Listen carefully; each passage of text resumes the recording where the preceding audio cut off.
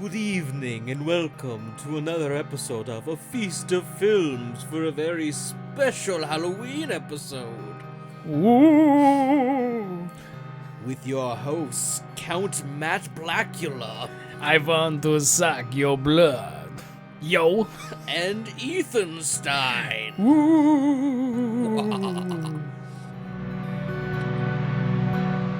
So what time is The Exorcist coming over?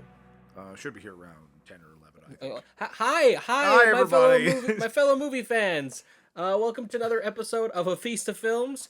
My name is Ethan R. Hill. With me is Jesse Prosser, and nothing weird at all. Nothing weird is happening this Nothing week. weird. We don't have a ghost. We don't have Matt as a ghost. Yes. That is not a thing that is happening this week. Everybody is here and present doing normal human things. Yes, if you hear Matt's disjointed voice that totally fits in, it is not his ghost, and we are not trying to get rid of that ghost so we can do a normal podcast next time.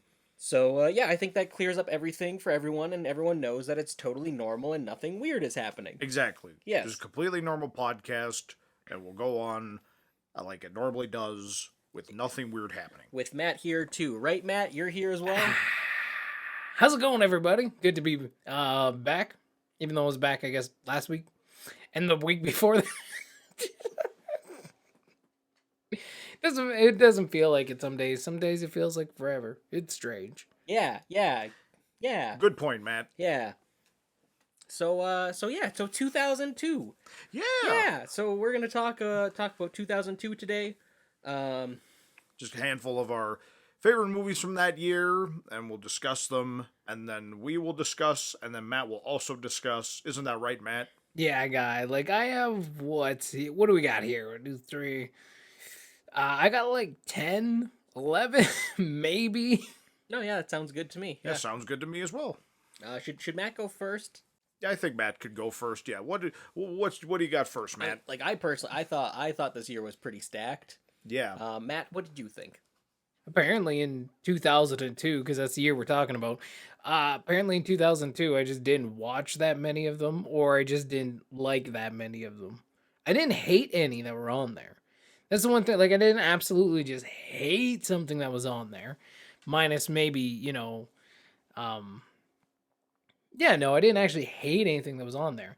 There were just very few that I really, really enjoyed. But, it'll be interesting to see kind of where we fall in 2002. Going back in the day. Those are some very good points, Matt. I personally disagree.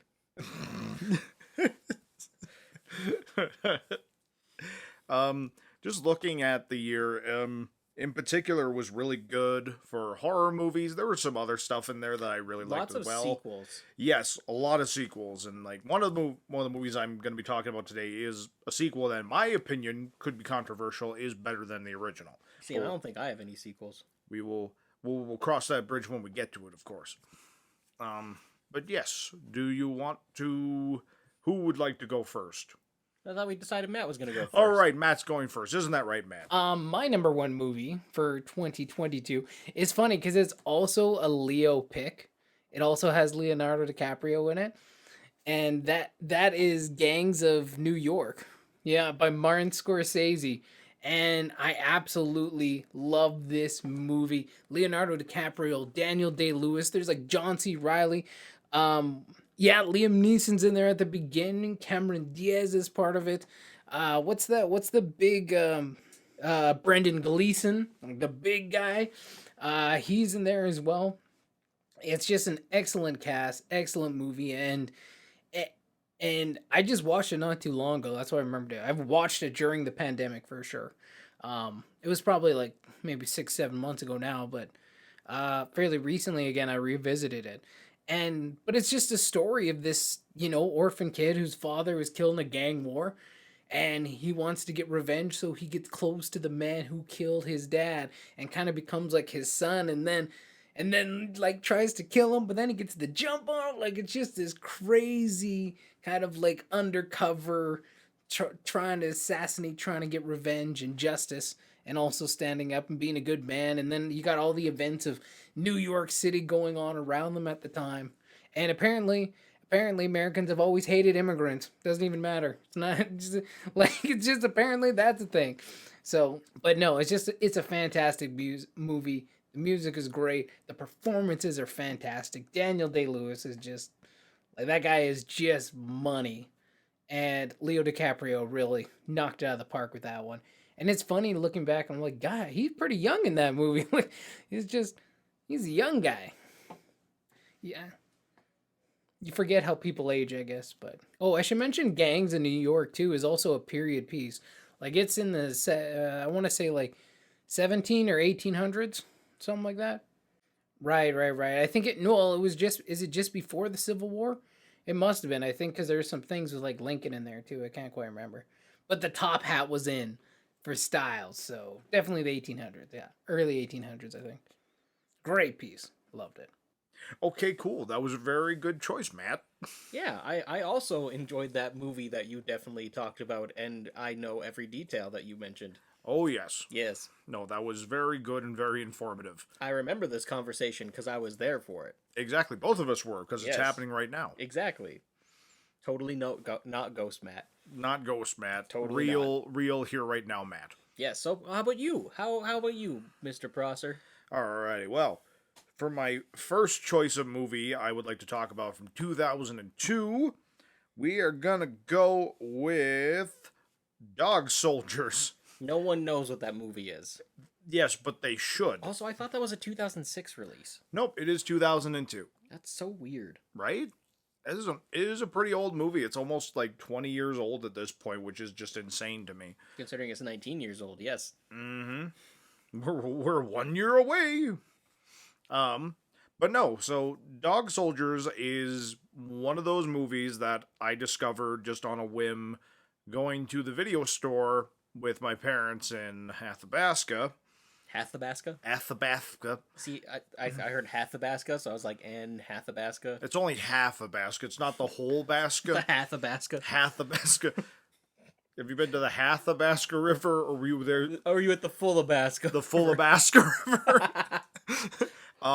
But yeah, I saw it on the shelf at the video store, and I was like, oh, this is a really cool cover. And like, I was a big fan of werewolves and monsters at that point. I was full. How old were you? I was about, because I don't think I watched it in 2002. It was probably a couple years later, so it would have been, yeah, probably in my teen years when I was really getting into like horror movies and action movies. Like it was like post Van Helsing Universal Monsters type stuff. So post 2004. Yes. Yeah, it was definitely after 2004, and I was like just looking for every werewolf movie. You would have been maybe 13 or 14. Yeah. So like a bit of a hard sell to let me rent that one, but Dad was like, "Oh yeah, this will be a good time." So, I don't believe that for a second. I don't believe you had a hard time getting your parents to let you watch anything. I mean, it's true. At this point, they let me bought Resident Evil 4, and they when you're I think the levee broke when your grandpa showed you Terminator at age 8. Yes. I feel like there wasn't much they couldn't show you after as we've that. established in the deep lore of my movie watching childhood. I had to sneak around. Yes. So I got this movie and watched it and pretty much immediately fell in love with it. It is a British horror film that essentially it's a lot of movies kind of like rolled into one, because it's got a very Predator type setup, because it's about a group of soldiers that are on a training mission in the Scottish Highlands. So, like, they're not even, like, on an actual, like, combat mission. They're literally just in training. And you get to know these guys. They all act like almost a family unit. You've got a pretty decent cast in this as well. You got Kevin McKidd, who most people probably know from Grey's Anatomy, or Soap in the Call of Duty games. Those are, like, the two places that guy's known for. Didn't he play Batman? Like, he voiced Batman? He voiced... No, he voiced Thomas Wayne. He voiced Thomas Wayne in the Flashpoint Paradox, and honestly, I didn't know it was him because he did not have his accent at all in that one. Is he like one of the sexy doctors in Grey's Anatomy? I've never seen the show, but I probably... Like, he's not Dr. Sexy, that's Patrick Dempsey. Yeah, Patrick Dempsey is Dr. Sexy. This is the extent of my Grey's Anatomy knowledge. He's Dr. Scotland, is what... Dr. Highland. Dr. Highland. Oh, that's who they should cast as the Sean Connery character. Yes, let's get Kevin McKidd in Get the another Highlander Scotsman reboot. playing that Spaniard. Why not? Why not? The Spaniard from Egypt And played by Kevin, Scotsman. Kevin McKidd's even paler than Sean Connery. It'd be amazing. I still stand by that they need to get Antonio Banderas. That is the obvious choice for the Highlander. Now we're going to talk about the Highlander reboot instead. But no, so you got Kevin McKidd, you got Sean Pertwee, who some people may know as the son of one of the doctors. What's his name? John Pertwee. John Pertwee. I the don't know. third Doctor. Yes. And he's fantastic in it. Most people would probably know Liam Cunningham, of course, from Game of Thrones, but he's in it in a pretty big role. Right, I forgot he's in it. Yeah, like he's just a massive asshole. The first scene is him like Kevin McKidd is in training to be a SAS officer, which is like British Special Forces, and he successfully does his training, and then Liam Cunningham's character is just like, all right, you gotta do one more thing, shoot this dog. And he's like, what? Yeah, shoot the dog to prove that you're capable of doing anything. And he's just like, I'm not just gonna shoot a dog, dude. And he's just like, then you fail. And it's like, what the hell, man? What's your problem? So that's how you know Kevin McKidd's a good guy, because he won't shoot a dog. We know the morals of our good guy and bad guy right away. But anyways, they're on this mission in Scottish Highlands. They come across a lot of like really weird stuff, like a dead cow, things like that. And then they come across the Special Forces unit that they're against in the training exercise, and they're just all massacred. Like, just bloody and dead, except for Ryan, Liam Cunningham's character.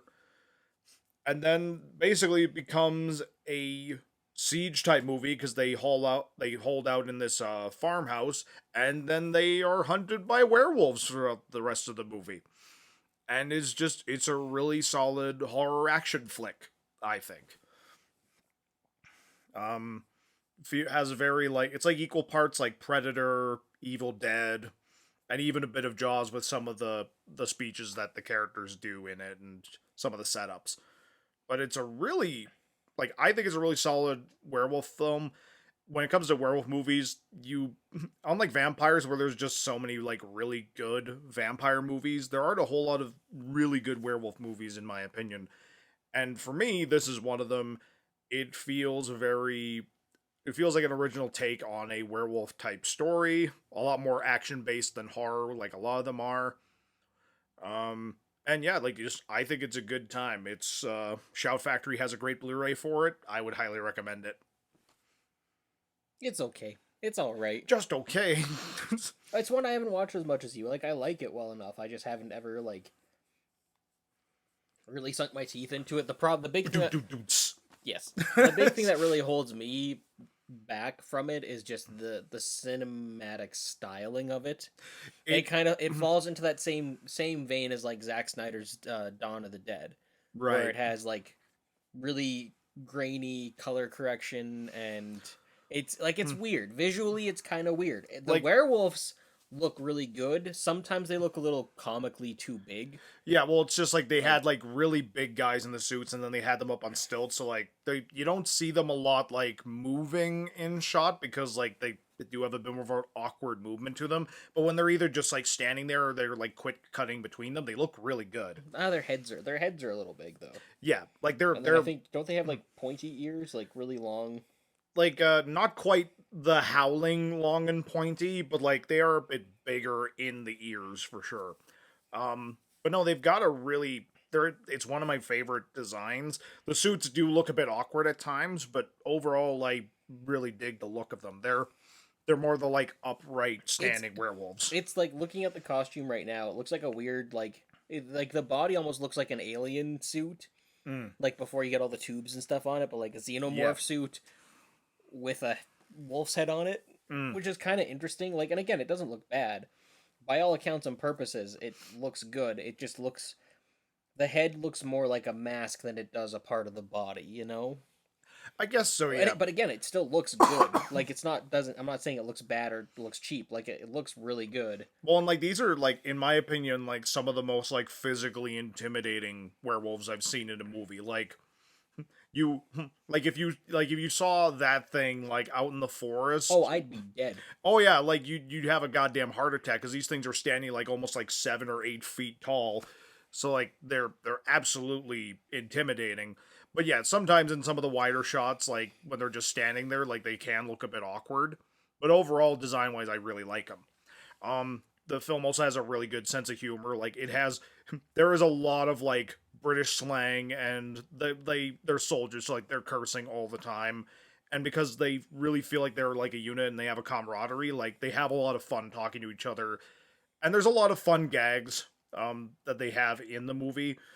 Like at one point, one of the characters is firing a shotgun out a window at a werewolf, and he gets really close to the window. The werewolf grabs the shotgun from him, pulls on it, and then shoots at him back, and he has to like duck out of the way.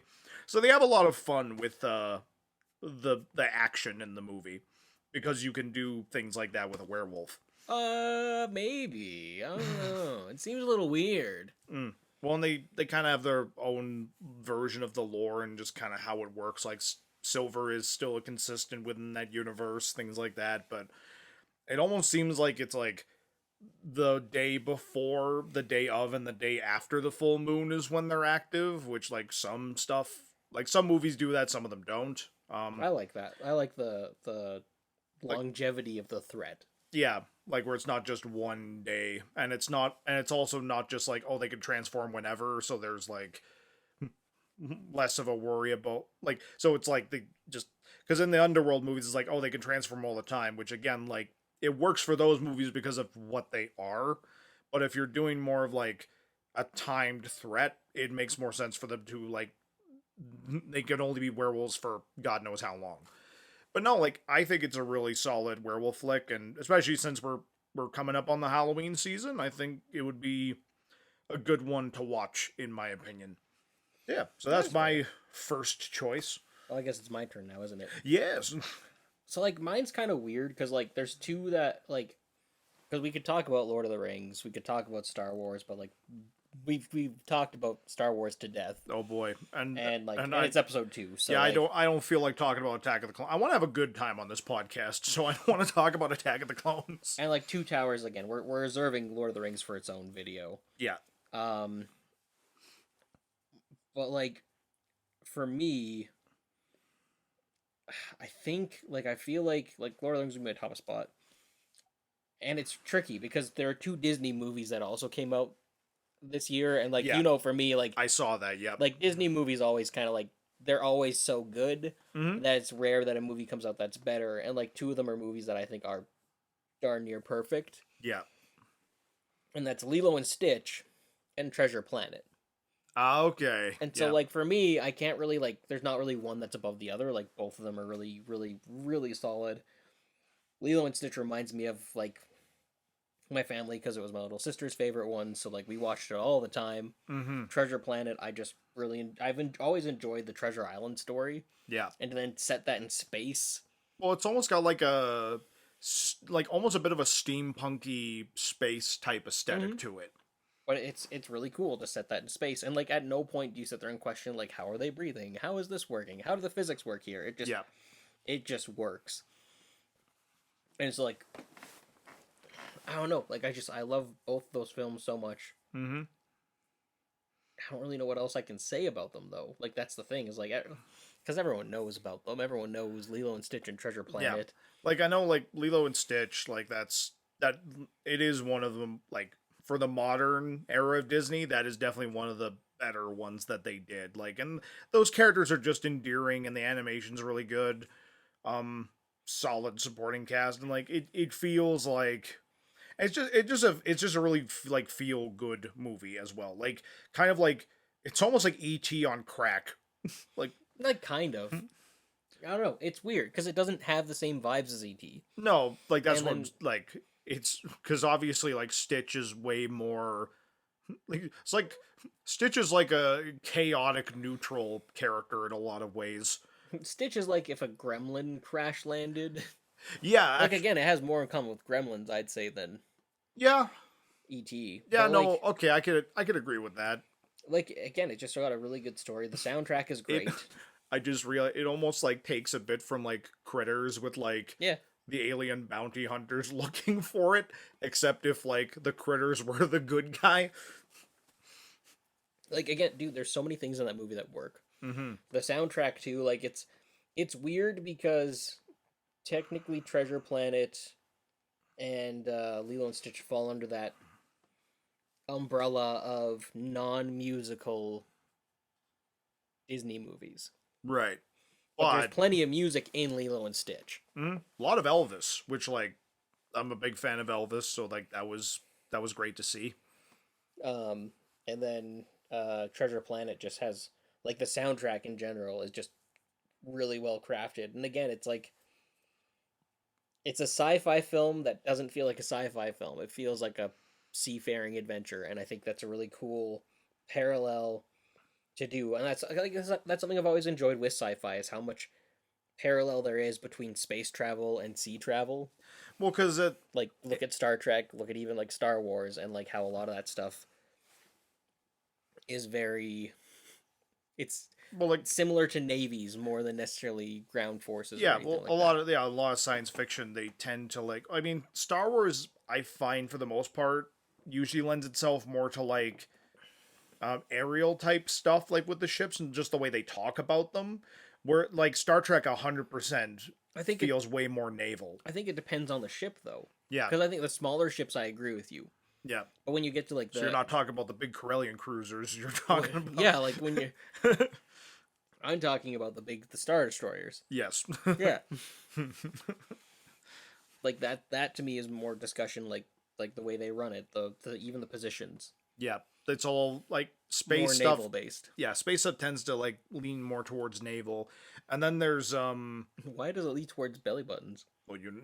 well, let me tell you, like I would say even Firefly to a certain degree goes that direction too, but like, but they They don't really dive into it that much. They don't really dive into the military stuff because again, yeah, you like it's more the old west.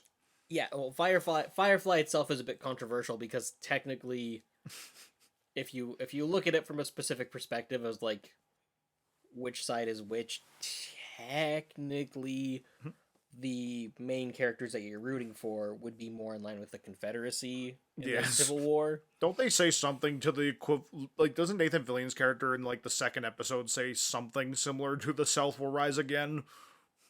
I think so, Like at the end of the day, like but it's not like it's not it's that, not, but but- it's like that's the equivalency. And Yeah. again, it came out in a time before people really started looking at history critically, which is Yeah. kind of unfortunate. But like, yeah. maybe next time make the good guys the Union. I don't know. Just saying. Hey. Hey. But yeah. No, like that's the thing. Like both. So these two films, to me, I can't really pick one over the other. And like, unfortunately, yeah, they kind of get that top spot because of who made them. And like I feel like if either of those movies was produced by a studio that wasn't Disney, it wouldn't have turned out as well as they did. Right. And I know Treasure Planet tanked, like it didn't go over very well. Well, because wasn't that like the movie that like those guys really wanted to make for years, but then like Disney's like, okay, if you make like 3 hits in a row, we'll let you do your weird like steampunk pirate space movie. I think so. And then because it was after that one, I want to say, where the animation kind of just disappeared for a bit. Yeah. And then Pixar really filled that gap though. Oh, 100%.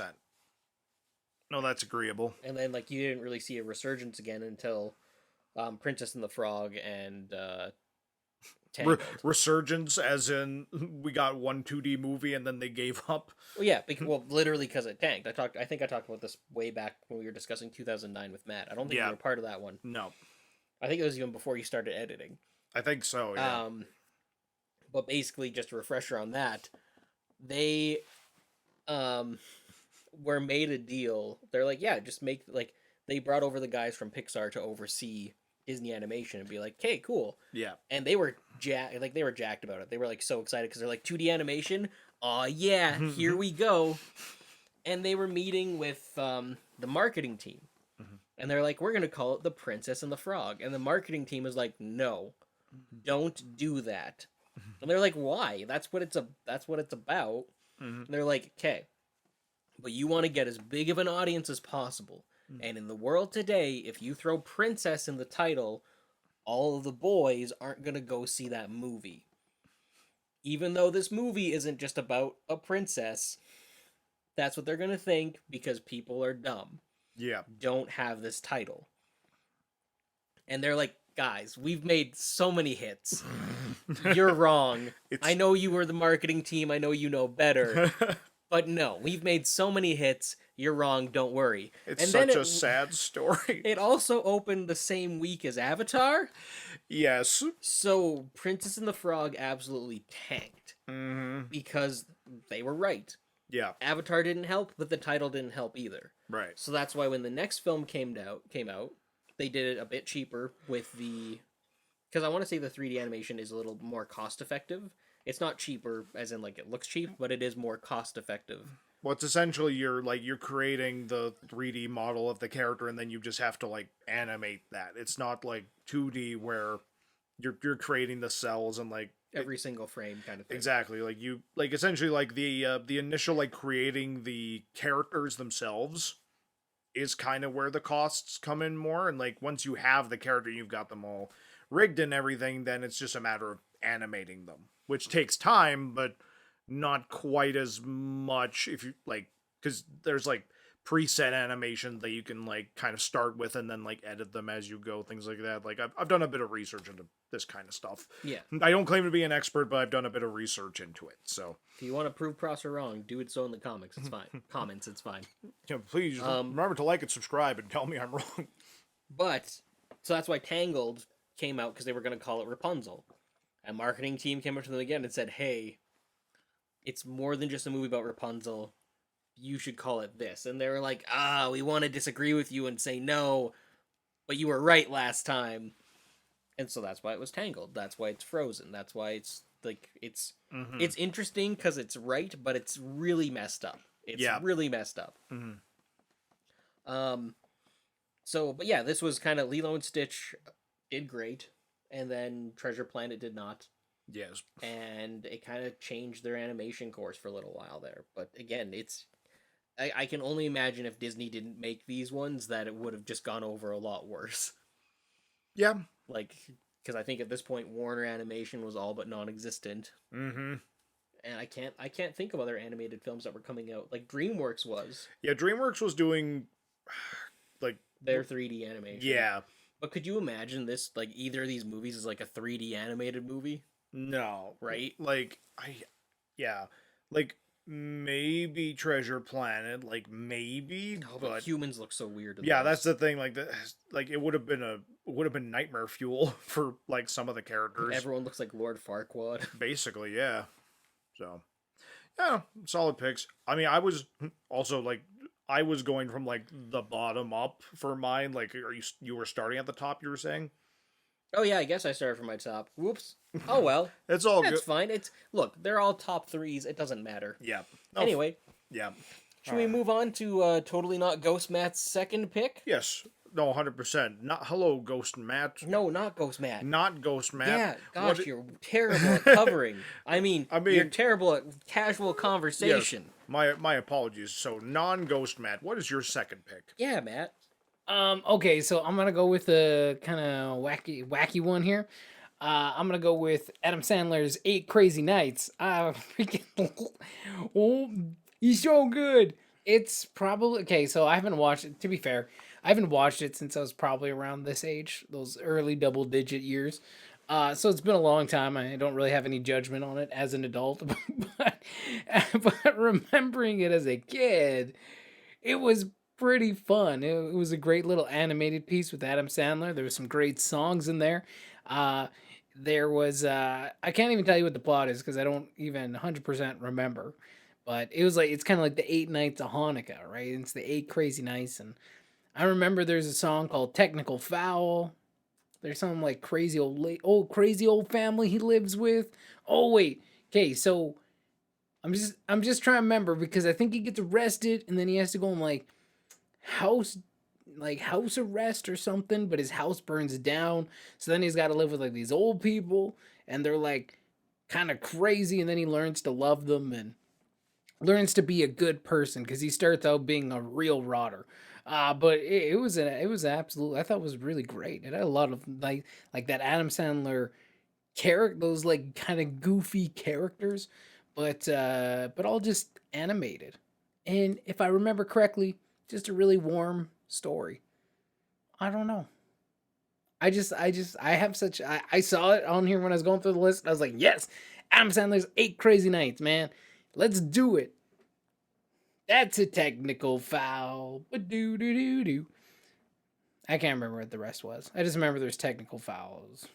Go watch it though, if you can watch it. I'm gonna find it for this year. I'm gonna find it for this year.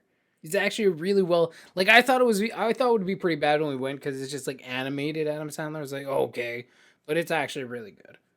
It still has all the heart of his Adam Sandler movies from that kind of era. So it's good. Go check it out. Wow, that movie sounds really great, Matt. Seeing it made me vomit. Out of excitement or disgust, I don't know. It's how I felt, and I'll let the audience decipher exactly what my emotions towards this movie were that you talked about, and I totally know what you're talking about again. No, 100%. Yeah. I think we all agree that Matt's opinion on that particular movie are definitely his. Anyways. So yeah, how about to move on from that? How about you, Mr. Prosser? Yes. So for my second choice, all of these are horror movies, by the way. Like Horror movies. Horror movies. Horror movies. We're having like I didn't plan it this way, but like yeah. You planned it this way. I mean a little bit, yeah. You sellout. How dare you? But my second choice for like my second favorite movie of that year would be Blade 2. Ooh. Because Blade 2 is just pure action horror awesomeness. A lot like the first Blade gets a lot of credit just because of like where comic book movies were at the time. Blade was like the shot in the arm that the genre needed. Because again, Blade came out after Batman and Robin, when like it was pretty much just deemed that comic book movies were dead. Isn't Blade 2 the one with the ice skate uphill? No, that's the first movie. Is it? Yes. I always thought it was Blade 2. The first movie ends with the greatest one-liner of all time. That doesn't make any sense, but it's wonderful. So what is Blade 2 known for then? Blade what makes Blade 2 better? Well, like for me, the big thing that makes it an improvement is being directed by Guillermo del Toro. Like it has so much more of a like visual, like visually speaking, it's just spectacular. Wesley Snipes, like the action sequences, in my opinion, are improved as well just because of the way they're shot. Of course, Chris Christopherson comes back as Whistler, and you have a very young Norman Reedus in the movie as a character named Scud, and he is just delightful in that one. And this one has Ryan Reynolds? No, Blade Trinity has Ryan Reynolds. Well, then I have no interest in this movie. You have no interest in because Proto Deadpool is not in it? You leave that man alone. I mean, like, I will say Blade 3 is worth watching just for Ryan Reynolds' performance in it. Blade 2 is a significantly better movie.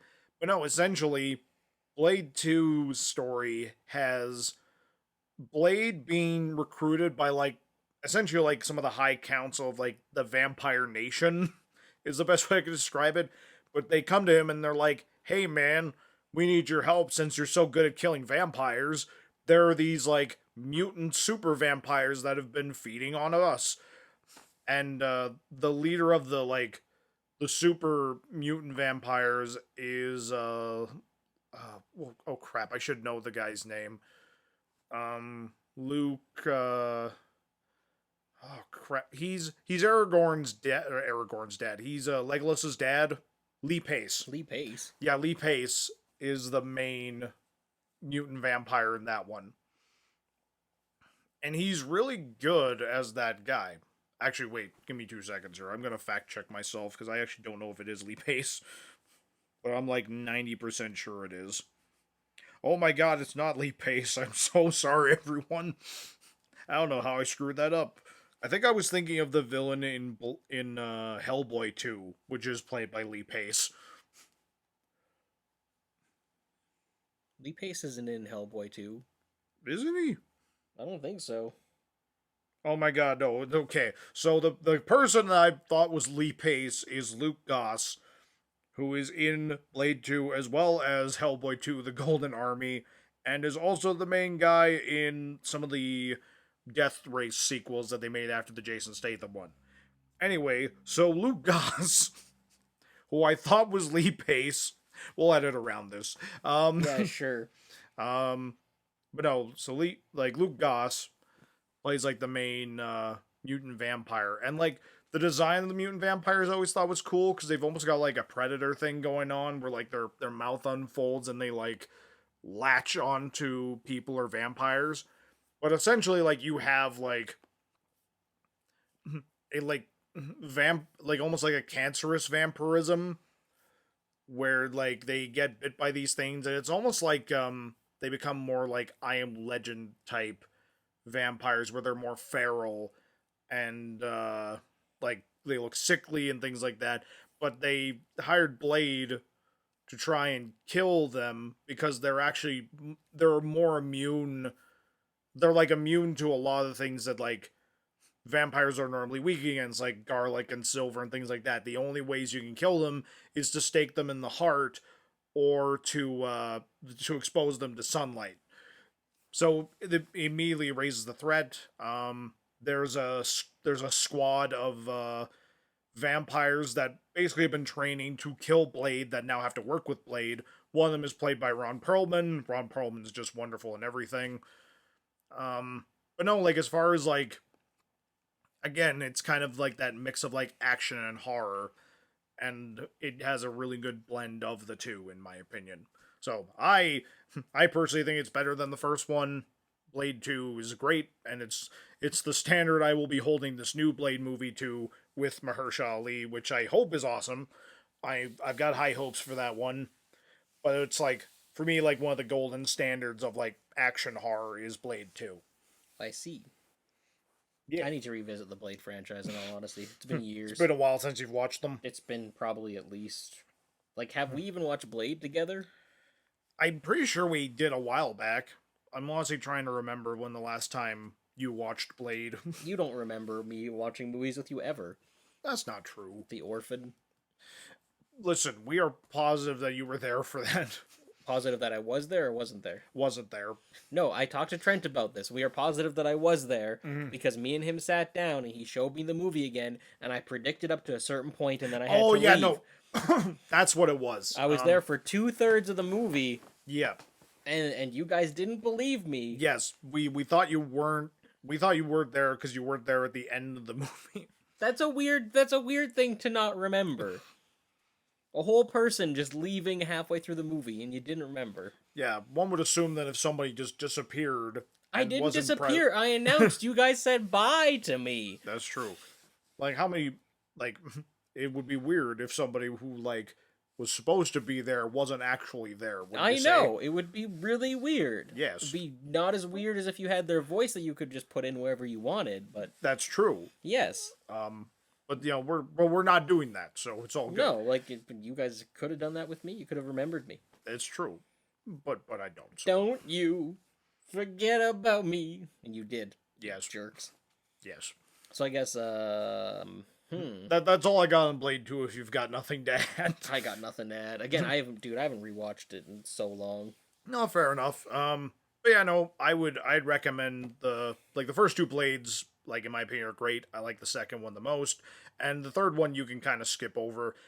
It has weird Egyptian Dracula in it, which Dominic Purcell. Which he's great, but like it's a weird interpretation of Dracula, and there's just so much weird stuff with Blade Trinity, like the alternate ending where like werewolves are suddenly a thing, but you know it's fine, it's all fine.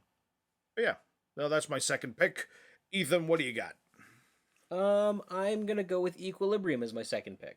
Ooh, Like, there's a lot of really good movies this year for me, but Equilibrium is one that like no one ever talks about. and I need to rewatch it, but I absolutely just love how absurd it is because it's the way that I can best describe this movie is if it's like 1984 met The Matrix. Yeah, It's just The Matrix with 1984 overtones. you're not wrong. And so the premise is essentially that emotions are outlawed and art is outlawed. It's literally it's every kind of like dystopian future with a fascist government where it's basically it's 1984 like I said. It's It's Fahrenheit 1984, it's man. Fahrenheit 451 like it's all those things kind of rolled into one, but then you have these secret police that aren't so secret and they basically enforce this and they burn and destroy any kind of art stuff. They take people in who are feeling emotions and aren't taking their drugs to make them suppress their emotions, Yep. and they're all trained in the art of gun fu, Yes. and it's some of the greatest action Like, and most ridiculous action for just this weird dystopian future to have. yeah, like, And God, they're it's so good. like the first sequence when like he bursts into the room and it's just a dark room and then you just see him like Just boom, boom, and he's like it's just like shooting all around him it's like randomly. it like turns into Devil May Cry for like 2 minutes there where he's just like moving his arms around and it's like the most efficient way to clear a room and it's like just standing there moving your arms and it's like but like the action is very very stylized in that film. It's quite fun. It's definitely like definitely heavily Matrix inspired just in the way they visually do the action. And it makes sense because Matrix did so well, right? Yeah. Like I mean, I would like going back to Blade 2, I would also say Blade 2 has a lot of Matrix influences in it as well. no, 100%. And That's where we were with action movies at that point. no, exactly. It's kind of where we are with like action movies and John Wick. Yeah, Keanu Reeves, man, he has an impact on. defining the action genre. And like I mean, if you think about Speed and Point Break as well. Those were True. other Yep. influential action flicks as well. But what was my thought with it? No, it's got a great cast. It's got Christian Bale, Sean Bean. Isn't Sean? I think Sean Pertwee's also in that one, isn't he? Like I think he's the dictator. No, that's a different Scottish actor. That's the Scottish guy from Braveheart. Oh yeah. I can't remember his name right Like now. I want to say Sean Pertwee's in it. I just don't can't think remember. so.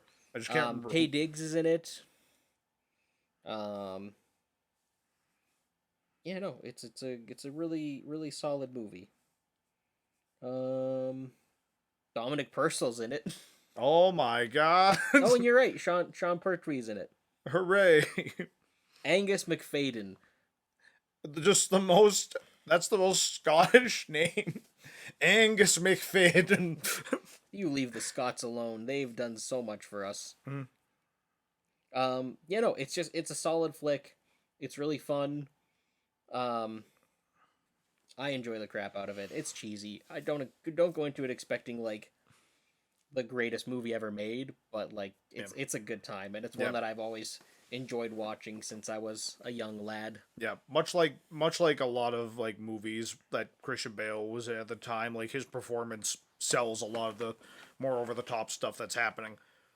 Again, like we haven't talked about it yet, but like Reign of Fire would be another one. I mean, that's next on my list. If you want, we can talk about that now, and then we can move into Matt's next pick. And yeah, like I mean, like we could keep the Christian Bale train going if you want. yeah, alrighty. Reign of Fire, fantastic movie. Again, not great, but like really fun. And it's literally just humans awaken dragons, and then the apocalypse essentially happens. Yeah, like basically like creating like a new Dark Ages, and like it's like new feudalism mixed with like some modern technologies, but like it's Reign of Fire is one of those movies where like it's a really cool concept and I'm incredibly shocked that nobody has tried to either like reboot it or like really do anything with it, because like doing dragons but like modern age is well, it's really weird with dragon movies if you think about it. Dragon movies come every once in a few years, and then like you think, oh man, this is gonna be the age of the dragons, and dragons are gonna be everywhere, and then they aren't. Well, because spoiler alert, doing dragons is super expensive. Well, like man, there was Dragonheart, there was the Goblet of Fire, Mm-hmm. Reign of Fire, Yep. Game of Thrones. Yeah, like you would assume after Game of Thrones, everyone would be just doing dragons left and right. But There's never been a zombie-esque era. tidal wave of dragons, and I think it's the weirdest thing because they're expensive, but at the same time they're so cool. Well, and like you could, I mean, again, I just thought about you could make the same argument, but like dinosaurs were everywhere for the longest time, and they'd be about as expensive to do as dragons. Yep.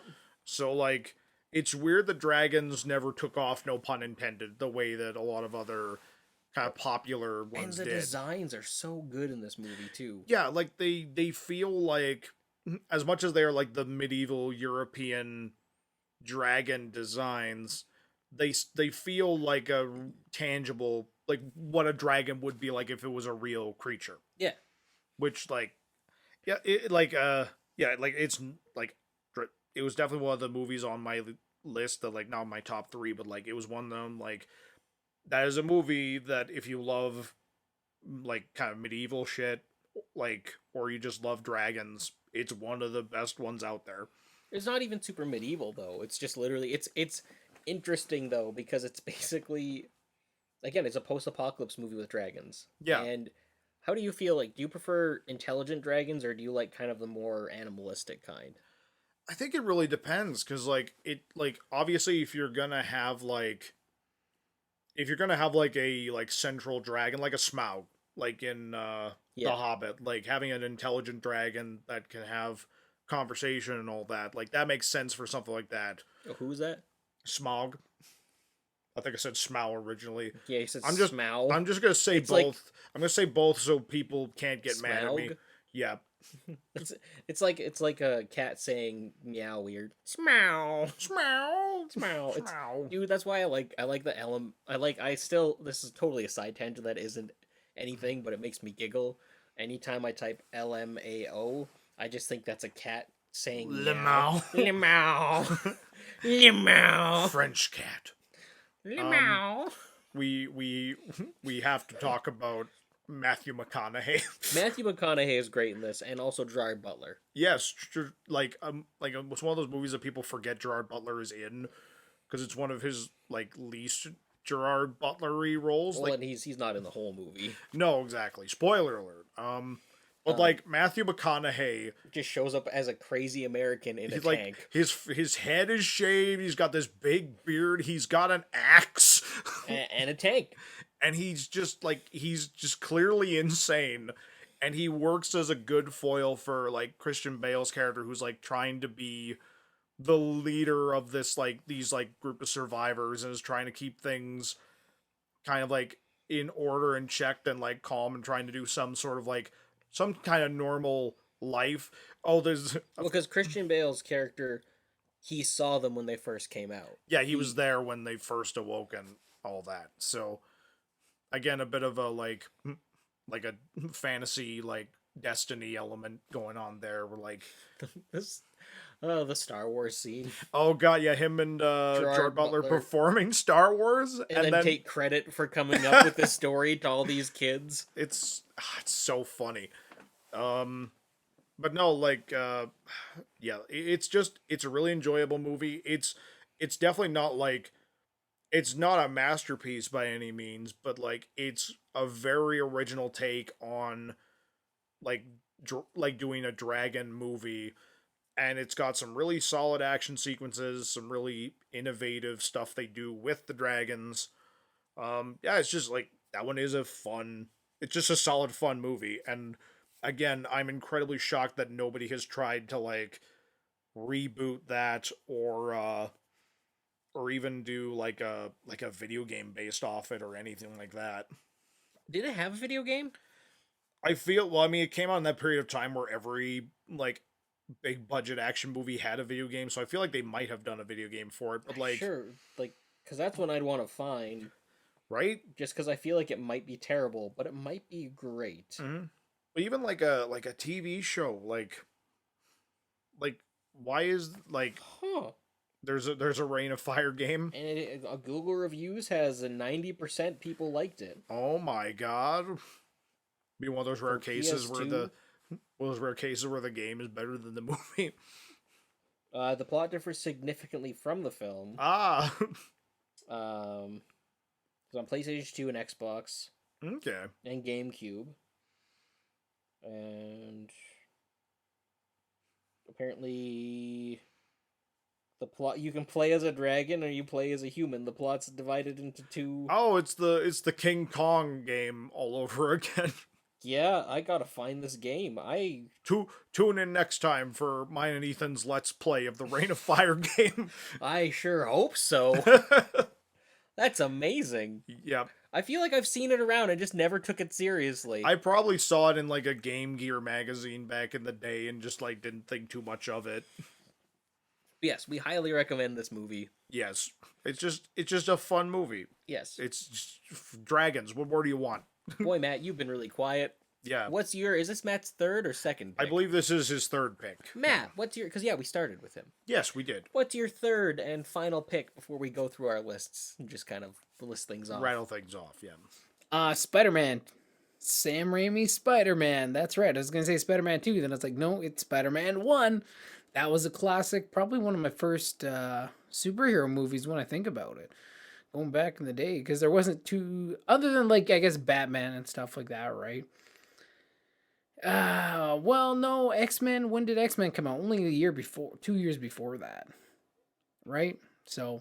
I mean, like, I think it's one, like, in the first X-Men I don't think it really stuck with me. X-Men 2 a bit more so. But it's Spider-Man really hit a note for me. It really impacted me and really left a mark for sure. And, yeah, because Spider-Man, like, and there was X-Men on Saturday mornings too. But Spider-Man, I loved more than any of them. Like, that 90s Spider-Man was just, man, that show was fire. That show was fire. And it's cool too if you watch it now. Because I think it was on Netflix a while ago. I don't know if it still is. But if you watch that, Disney Plus now, yeah. If you watch that like 90s Spider-Man now, and you really go into like the further seasons, I'm like, wow, it's crazy how much actually comic book stuff ends up in that show. Because I think on the TV, it only ever got to like, maybe like, you only ever really saw like the same episodes over and over again. So it was kind of like, I never got that far. I always remember seeing like the same episodes from like maybe the first couple seasons. And then after that, I was like totally in like different territory. It's like, wow, they have all these characters in here. Doctor Strange, Madam Web. They had like a whole Venom Carnage trilogy thing going on. There were Secret Wars. I was like, wow. I couldn't believe how much stuff was in there. It was crazy. That was like the original MCU right there, man. Just animated. I guess should I just quickly go through the rest of my list here really quick? So also I have the new guy on there. That one was great. DJ Qualls. Why am I blanking on his name right now? Eddie Griffin. Freaking love that movie. It's like the dumbest movie ever. But when you're like 11, you're like, oh yeah, girls and high school. And you're like, oh man, this is so cool. And you're like, that's what it's going to be like when I go to high school. And then you realize like, oh no, high school ain't nothing like that. But okay, you have fun. Like, yeah, I'm going to go get myself some ex-convict black criminal guy to teach me how to be cool too. Yeah, that's not how it works, boy. But it's a fun show. I like that one. It had some great music. Play that funky music, white boy. And that actually had a pretty good lesson about being yourself at the end of the day. It did have a good core message. Yeah, some great music, some great scenes. It was fun. Born Identity, I threw in there as well, because I think that was the first Jason Bourne one. I thought that one's pretty good. I don't really have too much to say about it, but you've seen the Born Identity, you know exactly we're talking about, CIA, mind programs, crazy stuff, assassins, fun time. And the one thing I will say about the Bourne series is they do a really great job of creating tension and using tension. because it's not just about the action pieces, it's about like the moments of tension that kind of build up to those moments. And the Bourne series does a really good job at that. And I thought that was one of the things like Black Widow. I know they're trying to kind of go Bourne style too, but they did a terrible job with any of their tension or making anything make sense. So it wasn't that good. But Bourne Identity, I thought that was a pretty good one.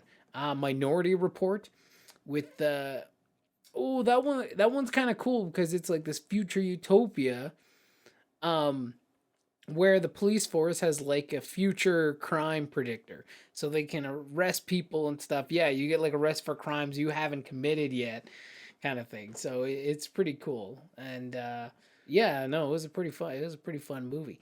Mr. Deeds, you already talked about that. Love that one too. Great one for the family. It was Adam Sandler, but not as raunchy, right? Like it was definitely more in the gentler side of Adam Sandler.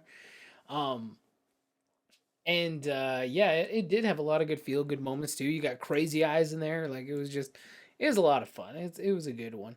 Harry Potter 2, Chamber of Secrets. Come on, man. That's my favorite one. They were money, man. They were money. And Chamber of Secrets was cool because they had the basilisk like slithering around like big ass snake. I was like, yeah, this is pretty dope. So that was a good one. Yeah, it did. Big ass snake. Um, and yeah, after those first couple of Harry Potter movies, I was kind of like, yeah, I'm done with these. But those first ones are actually pretty good. Eight Crazy Nights talked about Treasure Planet. I agree with you. That's also on my list. Love Treasure Planet. I was gonna watch it again the other day, but like Max was there, and I was like, oh, I don't know if he's gonna understand all these aliens and stuff, because he was kind of looking at the screen. He was kind of like bugging out. He's like, what the hell are we watching? Like, what is this thing? And I was like, maybe. Yeah, like a lot of the visuals were kind of like, it was a bit probably intense for him. So I was like, maybe we'll watch something. We'll just watch something that's a little less intensive right now. But I definitely got to go back and watch that. And then of course, Lord of the Rings, Two Towers, Gangs of New York. That is my 2002 list. Well, that is. I'm really glad this shtick isn't getting old. No, right? Well, that third movie that you chose is quite excellent, Matt, and Really controversial and a brave opinion to have. Indeed. Yes, I'm glad you came forward and talked about that movie and how much you liked it. Indeed. It was very, very good choice. I know. 2002 was a good year.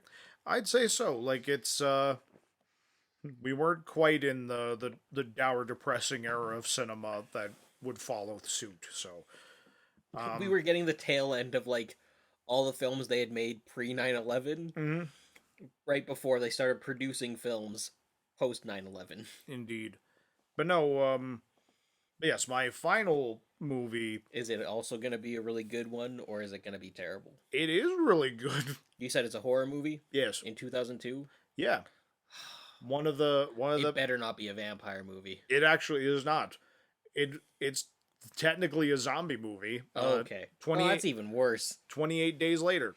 In all honesty, you told me that it was 28 Days Later earlier, and my brain completely erased forgot. it. No, it erased it and replaced it with 30 Days a Night. 30 Days of Night came out in 2007. Were you part of that? Did we talk about 30 Days of Night? I think so. I think I brought up 30 Days of Night at that point, which is like another movie that's not a masterpiece, but I really enjoy it and has a really good concept. That's because you love Josh Hartnett. I mean, how can you not? How can you not love those eyebrows? Teenage heartthrob Josh Hartnett? It's true. Did we talk like? Are we post faculty or pre faculty? Pre faculty still. Oh, cool! I want to be on the episode where we talk about the faculty. Yeah, because I can talk about how much I love Elijah Wood. Yes. And you can talk about teenage heartthrob Josh Hartnett. Yes. Well, this is great. Yes. Anyways, so 28 Days Later, which neither of those actors are in, it's kind of one of the movies that helped revitalize the zombie genre. Like, I know the Dawn of the Dead remake gets a lot of credit for it, because that came out the year after. 2 years. 2004. 2004. Like, that's kind of the movie that really, like, it exploded, and then, like, zombie movies were everywhere. And, like, 20 Days Later isn't really a zombie movie. Like, thematically it is, but, like, it's more of a virus that, like, just turns... It's a virus that turns people into zombies, which is zombies. Yeah, like, but they're not undead. They're plagued with rage. But they are technically, because how do you stop them? Can you cure them? No, not in... No, Like They're dead. They're yeah. zombies. That's honestly my hot take of this conversation here. 28 days later, people need to stop saying, well, it's not technically a zombie. In what way, shape, or form are they not zombies? Well, They can run. Well, they're not. Well, they're not undead, which is They like are, though. they're not. They're still alive. Yeah, are they alive? Okay, I'm gonna. No. There was Give me another. an example. Yep. Give me an example of how they are not zombies. They're not undead, which is the dictionary definition of a zombie. No. Yes. No. Yes. No. Well, they're not. It's not a voodoo zombie. But that's the thing. Are voodoo zombies technically not zombies then? But they're brain dead. So are these people. No, they do have like a bit of like they can think a little bit. No, but they don't think. They think in a primal aspect of like eating people. Yeah. Well, they're just angry. Like that's literally. And they eat people. Yes. Yes. Like they do. They are zombies. They Well, are zombies. actually, They I are don't- zombies. They Actually, are. I don't think it's ever like said whether or not they eat people or not. I'm Like, pretty sure it's shown them ripping people apart. oh, they rip people apart and like beat the shit out of them, but I don't think they eat them. Here, no, hold on. You talk about it for a bit. I'll be right back. I'll be right back with some evidence. Okay, You talk about the movie. you're just gonna bring your zombie book back, aren't you? I may or may not. You just keep talking. So I guess it's just me and Matt here now. But I'm gonna talk while Matt is silent as I talk about 28 Days Later. But no, it is, in my opinion, 20 Days Later is just one of the most effective horror movies, and it is super low budget for the time. It has some really great set pieces because they literally like shut down sections of London to shoot a lot of those scenes, like when he's like wandering around alone at the beginning of the movie, starring Cillian Murphy is like the main character of it, and like you encounter more survivors as time goes on, but it's one of those movies that, as terrifying as it is as well, there's also a lot of like really beautiful imagery as well, like especially when it's like Cillian Murphy and Selena is like the lady that they find, and like then there's like the dad and the kid, and like when they're just kind of like this little family unit that is surviving in the apocalypse, there's these like really delightful scenes of them just like they go into a grocery store and like get supplies and like they're laughing and joking around. There's them driving in the countryside. Like there's a lot of like kind of like melancholy happiness mixed in with some of the most terrifying sequences that I've seen in any movie, honestly. The movie begins with the sequence where like there's these like I don't like they don't expressly say it's PETA, but like a PETA like animal rights group breaks into this lab where they're doing experiments on these apes who are afflicted with rage, and they're trying to learn how to like basically like cure. They're trying to find a cure for like aggression and hyperaggression, like this like weird virus that was afflicting them. And the animal activists unwillingly end up like unleashing one of these apes that bites them, and then that's just what gets the whole ball rolling on the disease getting out. And then of course we cut to 20 days later, where Cillian Murphy is waking up in a hospital, and he goes back to his home. He finds out that like his parents committed suicide. All this like it's a really dour and like depressing opening until he finds other survivors and like kind of begins they kind of begin to like see that like there can still be life even with all this horrible stuff that is happening. Like it's a like I said, melancholy happiness mixed in with like absolute terror is how I would describe the tone of 28 Days Later. And to me, you need those moments of happiness. Like if it was just like intense action the whole way through, like it would get what's the word I'm looking for? It would get tiring. So to me, like you need those moments where like they can like be human again in order to really make what happens later on feel more effective. What do you have? Okay, so I have 3 books. I have 3 books, 2 of which are specifically about zombies, and the third which is specifically about monsters and movies. Mm-hmm. And the first one is called Zombies: An Illustrated History of the Undead. And on page 116, and on 116, it completely covers 28 Days Later is a zombie film. Book number 1. All right, book number 2.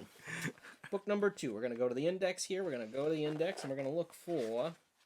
Yeah, but you're not reading the article itself. Does it specifically talk about it as a zombie movie, or Yes! say thematically it's a zombie movie? No, they talk about it as a zombie movie. I Oh, look, 28 Days Later's in here, too. All right, page 27.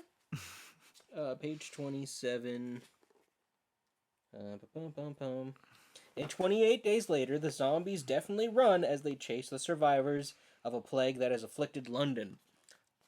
Well, they're not technically zombies. They call them zombies! Yes, in the zombie book, because it's a good movie Okay, and they want alright. to talk about good movies. All right, so we have a monster book here. Oh, God. This is by John Landis, who you would say that John Landis is a pretty good expert on horror, right? I would say so, yeah, but that's just a book of monsters. It's not a book of zombies. No, but they have them broken into different segments. Mm-hmm. So we are going to look to see... But would you say that the creatures in I Am Legend, would you say they're zombies? No, they're vampires.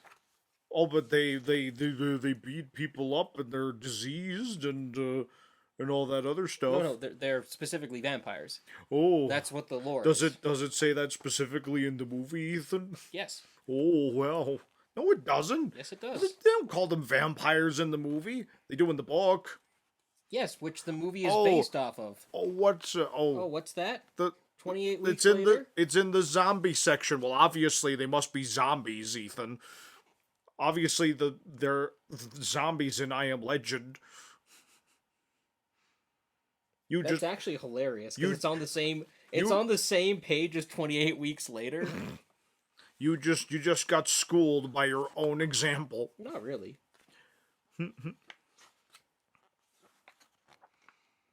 They do technically fall more into I mean, like, again, they've got the Deadites from Evil Dead, but they're not zombies, they're demons. Well, and like, so that's the other weird question too. When you look at, I want to say when you look at the same creatures in, like, going back to I Am Legend, Mhm. I want to say when you look at the same creatures, that technically, Well, no, because they're allergic to In- the sun like vampires are. Like, that yes, is like, we consistent. agree that those would be vampires. Yes, well, and in the original novel, they are very blatantly vampires. But I want to say in the movie Omega Man, they're just straight up vampires, and that's where I want to say they're even in here. Well, and in the original, like, the Vincent Price adaptation, like Last Man on Earth, they do kind of act zombie-like, but they are specifically vampires. So we agree that the I Am Legend ones are closer to vampires. In one aspect, yes. However, But, like, they are caused by a disease as opposed to it being, like, a mythological yeah, thing. but so is Daybreakers. Yeah. So yeah, he actually even included them in here. Mhm. In the zombie page. I don't know. John Landis, I don't know if I trust you as much as I thought I did. Yeah, that's what I thought. John Landis, you hack. Yeah, but this is more of a picture book, whereas the other two are like actual textbooks. Oh, it's actual textbooks about zombies. Yep. Anyways, the point is, I 20 love this book. and again, like, 28 Days Later probably has one of the most recognizable horror themes, I would say. Like like, In the House in a Heartbeat, that whole track is probably one of the most recognizable. It's not even the theme of the movie, it's just like a track on the soundtrack, but it is synonymous as being like the theme of that movie, and they use it so much in 28 Weeks Later.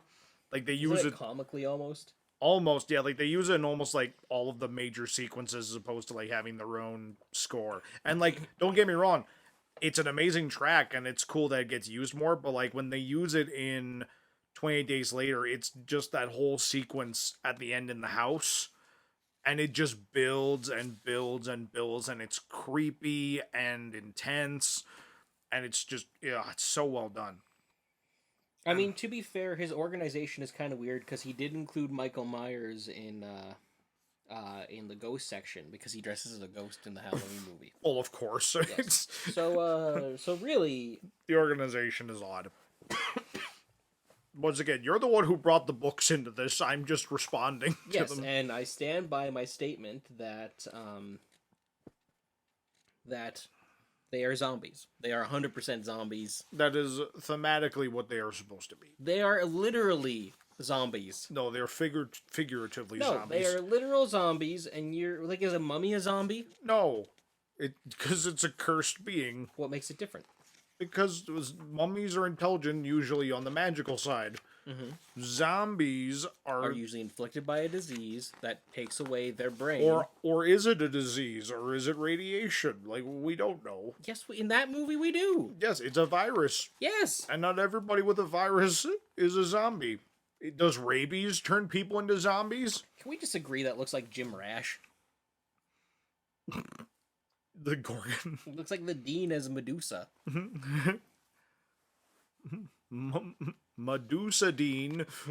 Medinza! Medines. Huh. Anyway, are you done talking about your movie?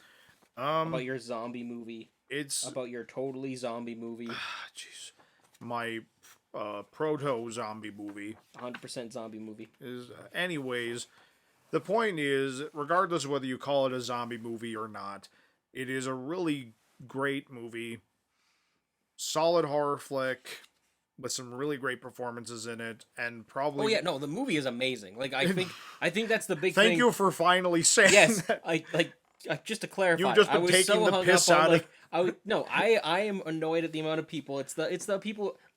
Technically they're not zombies, and it's like, shut up. It's a stupid movie. Like, it's not a stupid movie. Like, it's actually a really good movie. But it's a movie. It's a movie. You don't need to be actually about this. It's a freaking movie. Move on with your life. This doesn't affect you that much to be like, well, technically. As he pulls out his books to say technically they are zombies. I have textbooks and The sacred texts. look, and we all know I did this for the sake of comedy more than anything else. Oh, we all know this is a joke. This is a bit. We all know this is a bit, right? Also, but no, the funniest thing about that whole thing is like, look, 28 weeks later, right there, and I legend on the picture. Oh, yeah. the universe hates me, but I love it so much. Apparently. But yeah, no. So yeah, 28 Days Later would be my favorite movie of that year. Just solid flick. That's a good choice. Thank you. One of Danny Boyle's best, in my opinion. He's a good director. 100%, man. Sunshine, sunshine. Sunshine, lollipops and Rainbows, rainbows, everything. Now we're getting monetized by YouTube. Wait, we are? What? So, for me, there's two more movies that I can talk about. Right. Well, you did your third, though. No, I didn't. You talked about Rain of Fire immediately after you talked about your Well, second no, but you movie. see, I get to talk about two because I'm awesome. Oh, okay. Technically, you've talked about four because Yeah, you. I get to talk about two per thing. Oh my god. I did. I started with Lilo and Stitch and Treasure Planet, and then I did Rain of Fire and, I can't remember the other. So you get a fifth and sixth choice. Yeah, I guess so. Me and Matt don't get jack shit. Exactly. Wow. I cannot talk about it. Like, I have, like, Catch Me If You Can. You can't really like.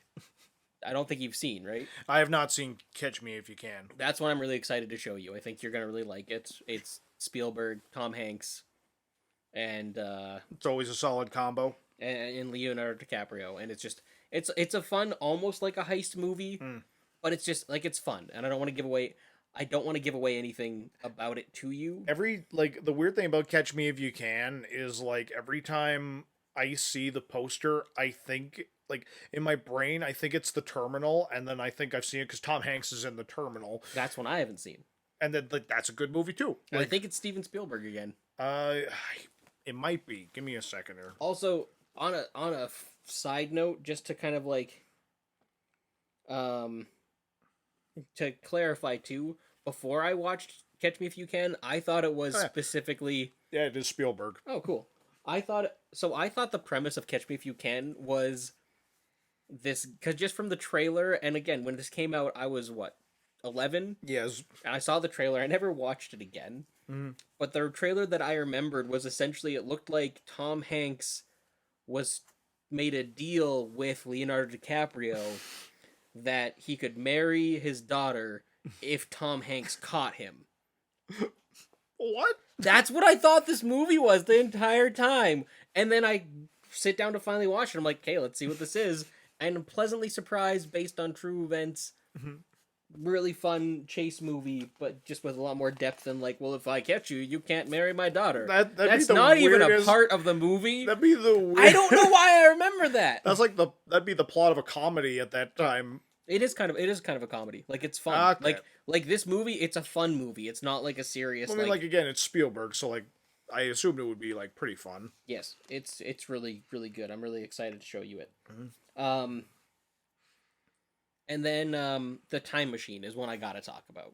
You because like by Yeah. the time, look, I don't know if we're gonna make it to 1962. I think is when the original one came out. Mhm. I don't know if we're gonna make it that far. Yeah. I'd like to say we will, but life is weird. And we're only at 2002. Yeah. So the Time Machine is just a story that I've always loved growing up. Mm-hmm. And it always kind of poses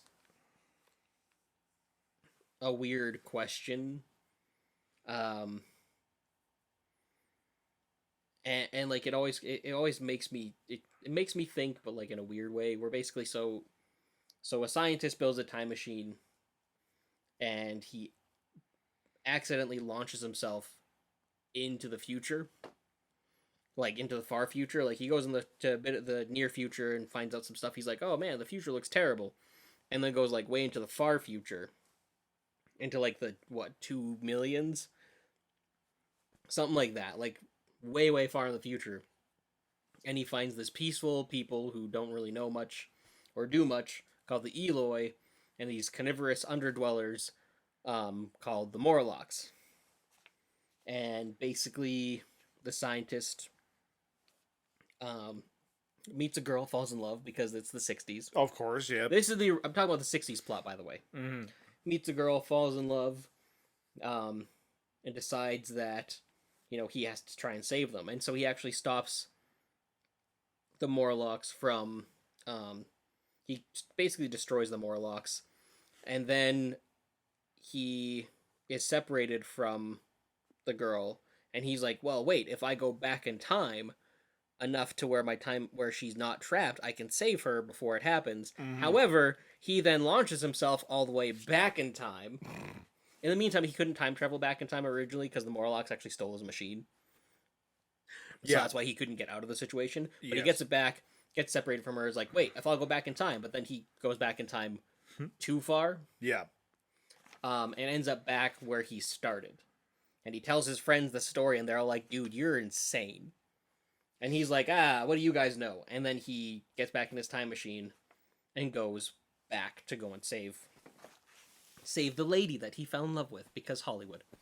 I haven't read the book. I should read the book and actually find out if that's a similar thing. Yeah. But speaking of books, that's where the original movie kind of like leaves you on a cliffhanger. Or kind of a question, because they notice, him and his maid and his friend notice that 3 books are missing. And the question that they ask is, what 3 books would you take with you to the future or to rebuild society? What would you take? Which actually, what would you take, Prosser? 3 books to build the world from the ground up. What would you pick? The dictionary. That's a good choice. That's actually a really smart choice. Yep. The dictionary would be a good one. I feel like there's like a pretty fundamental one that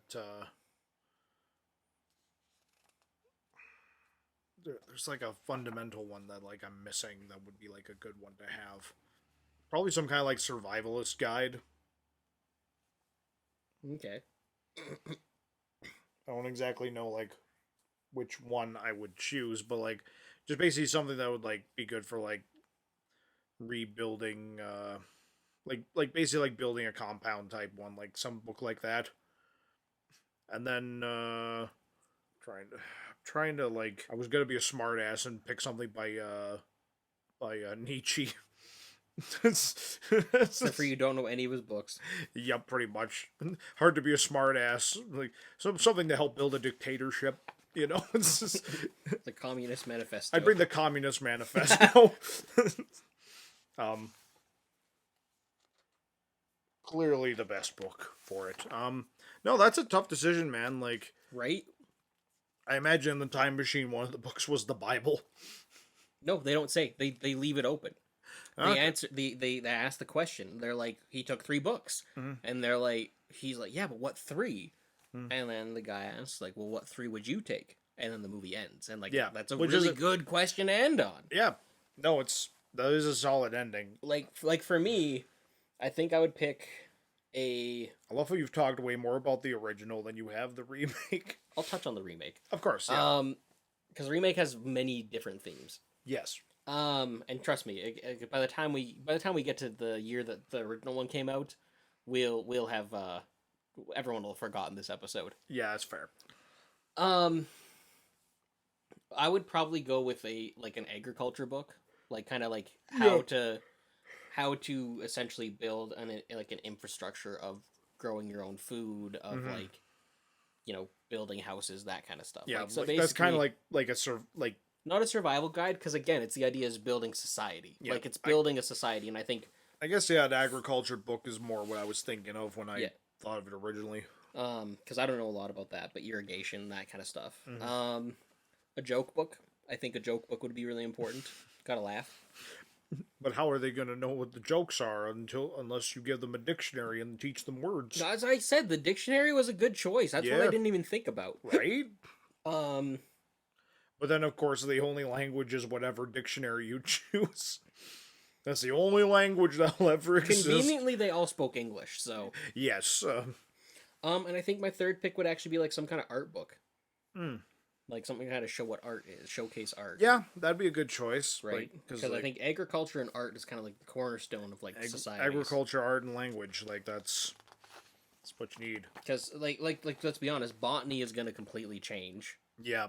So, like, identifying plants... in thousands of years. Like millions of years. And, like, the science, like, there's a part of me that's like, bring a science book along, too. But, like, at the same time, like...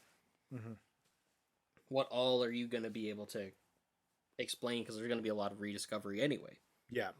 And it's more of you're wanting to guide this society to kind of grow rather than just try and rebuild your own society. No, exactly. So, that's my thoughts. How about you, Matt? What do you think? I don't know if it's a good question. Might be kind of scary for some people. Depends who's going to the future. Some people be like, I'm bringing the Twilight books. They'd be like, oh my god. There's carnivorous future people. Do not bring them vampire books. Ah, dude. Probably Lord of the Rings, Return of the King. Just be like, hey man, this is how we get rid of evil things. We all got to unite and get together and beat the crap out of the bad guy. Okay? And... well, because I don't want to bring the whole trilogy, I'll just fill in the other parts leading up to it, okay? I would bring something about, let's see, let's see, how about, I think it's called How Leaders Lead. I can't remember exactly the book. Leadership. You know, one of John C. Maxwell's leadership books. That's what I would go with there. Because leadership is an important attribute for society, and I would argue today that leadership is one of the things that we lack the most of, as far as like what actual leadership is, not just being the boss, but actual leadership and building. It's about building up your team and building each other and making people better and building things for the future and to last and to not just be a huge a-hole, which I think a lot of our corporations, organizations, and just our society in general lacks incredible amount of leadership. So I would bring leadership to the future because genuine leadership is incredibly essential if you want to build for long-term success. And then maybe I would bring. I'm trying to think. I'm gonna bring a book, something just to, like, F with people. Let's see here. I would bring The Art of War by Sun Tzu. Be like, listen, let's teach these. We're gonna take the war to these carnivorous a-holes. That's what I'd roll with. Are the carnivorous people in the future of this scenario? I'm assuming they are, because we're talking about the movie. Okay. Yeah, I would bring the War of Art to teach all the peaceful people how to wage war effectively. Leadership and Lord of the Rings Return of the King. I feel like that trifecta is going to win the battle and set us up for a stable foundation of the future. With ideas like honor and decency and respect and leadership. Hell yeah. Let's do it. Let's kick those cave dwellers' asses before they eat ours. Well, those are some really solid opinions, Matt. I haven't heard so many stupid decisions ever. Nah, Matt, that was some good choices. I really appreciate your input into that discussion. Sweet deal. Alrighty, well, if that's everything, I think it's time for question of the day. No, did Matt? Yeah, we did 3, 3, and 3, right? Yep, Matt. Oh no, I didn't talk about the remake. Oh, god damn it! It's time travel back. So the remake is a little different, in the fact that what they ask, the question that they ask essentially more is like, are certain things always destined to happen? Because in this one, they give the main character, the scientist, a fiance, and she dies. And so he goes back in time and he tries to stop her from dying. And he can't. No matter how much he tries, he can't keep her from dying. And then eventually same thing happens where he gets launched into the future, finds the society, saves them from the Morlocks. And it's interesting because that's kind of the question overall, is just like, can you change the past or should you focus on changing the future? Like, focus on building a new world. And that's kind of where this movie lands more so, is where it's like, well, okay, well, you can sit there and try and stop things from happening that have already happened, or you can build a better world going forward. Yeah. The new one isn't terrible. I like it quite a bit, but it's not nearly as good as the original, in my opinion. But the original one also suffers from being kind of cheesy. Yeah. The designs of the Morlocks are way creepier in the new one, but the eyes are way creepier in the old one. It's weird. Yeah, I would agree with that. Having seen both, like, I actually find the old, like, the faces of the old Morlocks is pretty creepy. Yeah, since apparently Prosser wants to wrap up this conversation, I guess it's time for the question of the day. Sweet deal. So yeah, so question of the day, we'll kind of ape off of what we did before with the books thing. So technically we asked a question of the day if we didn't need to. Technically. What 3 movies would you take, Prosser? Oh god. Do you want to let Matt go first? Yeah, I can let Matt go first. Okay, Matt. What 3 movies would you take? I bring Jurassic Park. Gotta get Jurassic Park in there. Be like, dude, check out these dinosaurs. This is crazy. This was before my time. This is way before my time. And like, imagine showing people movies about creatures that lived 65 million years ago to people who lived 65 million years after us when that movie was made. Like, oh, that's crazy. That's a lot of time. So definitely have to bring some Jurassic Park stuff going on there.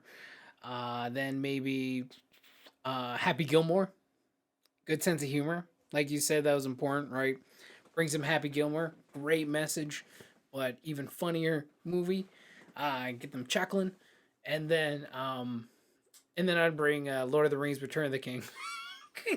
And be like, here's the movie to the book that I just read you guys. Check it out. It's still pretty good. It's still pretty good. This movie won so many awards, people. Just watch it. Just watch it. It's good. It's good stuff.